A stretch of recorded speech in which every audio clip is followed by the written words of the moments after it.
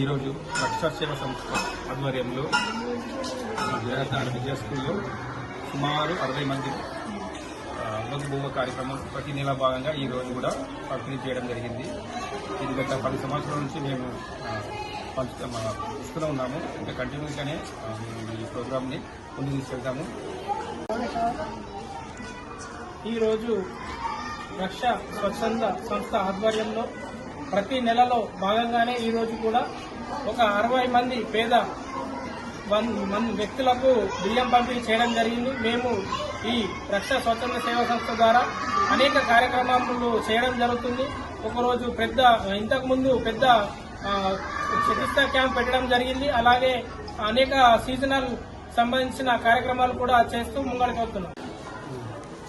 నేడు రక్ష స్వచ్ఛంద సేవా సంస్థ ఆధ్వర్యంలో వ్యవస్థాపకులు కాందే శ్రీనివాస్ గారు మరియు ప్రవీణ్ పవార్ గారు మరియు భూమి శ్రీధర్ తదితర గౌరవ సభ్యుల సహకారంతో ఇక్కడ పేద వృద్ధులకు ఉచితంగా బియ్యం పంపిణీ చేయడం జరిగింది.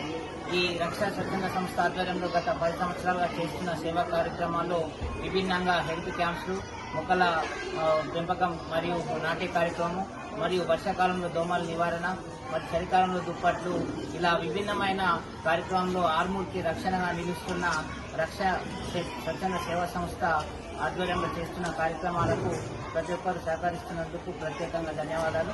భవిష్యత్తులో మా సేవలు ఎల్లప్పుడూ ఇలాగే ఉంటాయని తెలుపుతున్నాం. జై రక్ష.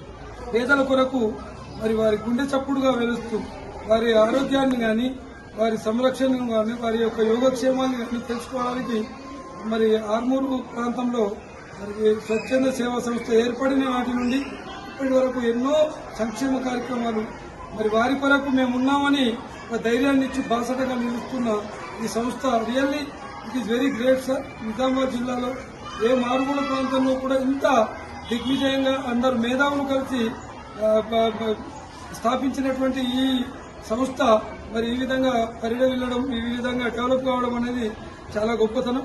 మరి ఇది ఇలాగే కొనసాగుతూ ఇంకా వినూత్నమైన కార్యక్రమాలతో ముందుకు పోవాలని మరి మా లీడర్కు సీనన్నకు శక్తియుక్తులు ప్రసాదించాలని భగవంతుని ప్రార్థిస్తూ మరి